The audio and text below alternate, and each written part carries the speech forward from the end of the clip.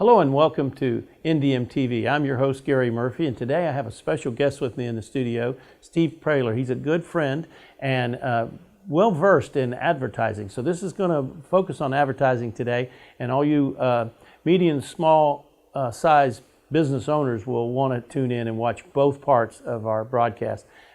Get to know Steve in the first part, and then later on we'll start talking about the specific company he represents and how they are able to have a unique platform for you to advertise your business in. So we'll be back right after this.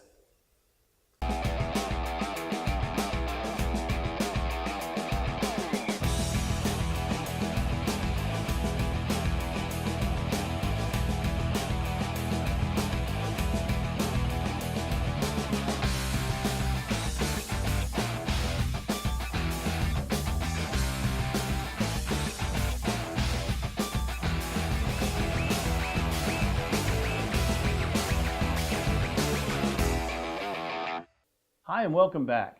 As I mentioned, we'll have a special guest, Steve Prailer. Good to have you, Steve. Thank you very much. He's sir. sales manager at one of the LaCie broadcasting stations located here in Tulsa, KWHB, TV 47.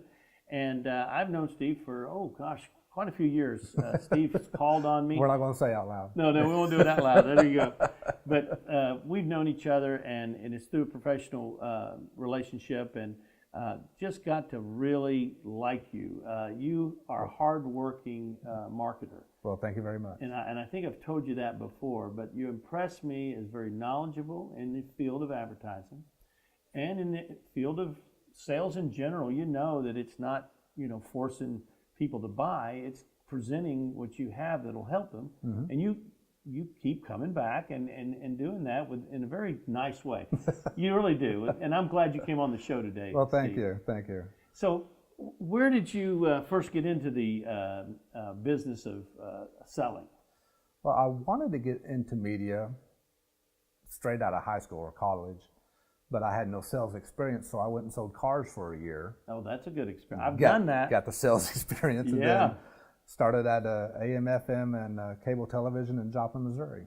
So you got your start in Joplin? Yes. Huh. Yep. And they did both. They had owned the radio station and the cable. They had the cable rights. Group. Yes. That was kind of prevalent back in the day. They did that a lot. We had Joplin, Miami, Oklahoma, and Pittsburgh, Kansas for cable. Huh. So it was a combo sale. Yes. I see. Yep. Now you have another love outside of love for media and broadcasting, and that's Mustang. That is correct. Why don't you talk to the folks a little bit about your relationship with Mustang Club and what happens every year? I help with the Mid-America Ford Shelby Nationals every year. It's one of the 3 biggest shows in the nation for Ford and Ford Mustangs. Ford corporate invests a lot of money, brings down a lot of stuff. Wow. Now that's held here in... That's held here in Tulsa over at the Marriott Southern Hills every June, Father's Day weekend, so it's easy to remember when it is. Great father-son type afternoon. Father-son, father-daughter. Whatever. They're all out there. Uh-huh. Yeah. We take a cruise to Brady on Thursday nights. About 800 cars participate in that. Wow. We do road racing. That sounds like a lot of fun. Drag racing. Yeah, we drive our cars. Yeah. We don't just sit there and look at them. We drive them. Yeah.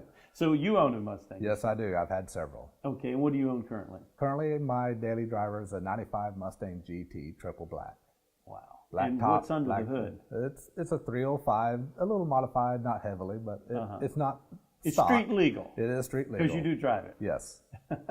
Everywhere I go. Now, I guess you're more of an ambassador for that group in a sense, because you talk about it, and it's a great interest. Most guys, when they sit around a coffee shop, if they're not talking about sports, they're talking about cars or that type thing. Well, I handle the PR aspects of the show, so anything you see in print or on TV the week of the show, it's got my fingerprints on it.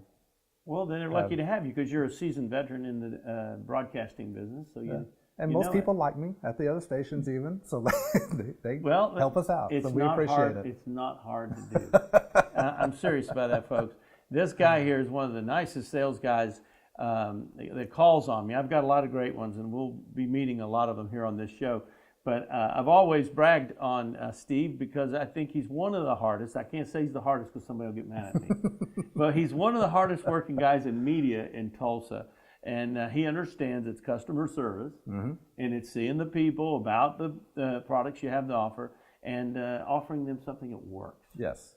You got to match the media and the campaign or the programs with that advertiser. That is correct. You can get one buy and be lucky, but if it don't work, you're not going to get a second one. There you go. And that's really what it's all about. That's it's what it's all about. relationship and developing that trust, you know, with the customer and getting results for them that makes the best sense on this side of the table. Of course, the business owners are on, I guess, the other side of the lens here, but they understand that, you know, they need someone that can articulate the benefits and provide them with a deal they can afford, fits in their budget, and that type of thing. We're kind of getting a little bit in the philosophy of sales here. I have been a salesman since I was, on a construction site at about 22 years old. I used to sell Nap shoes to all the other guys on the at the construction site, and I guess I was kind of if you could have such a thing, I was a born salesman, but you're not born. It's really a skill you learn. It's a relationship skill with people. I learned a lot from my dad. Oh, really? Tell me about that. I started off selling vegetables from a little red wagon on the side of the road. You put the vegetables in it. People would drive into the driveway. And the thing I learned from my dad is always give them more than what they ask for. They'll come back again. I like your dad's philosophy. That has stuck with me through my entire selling process. Selling career. That is great. Yeah, that is fantastic.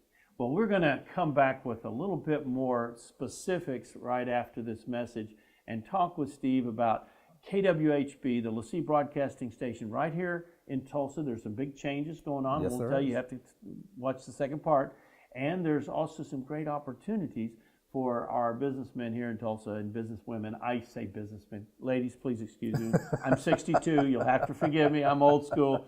Business people to take advantage of. And so we'll be back right after this.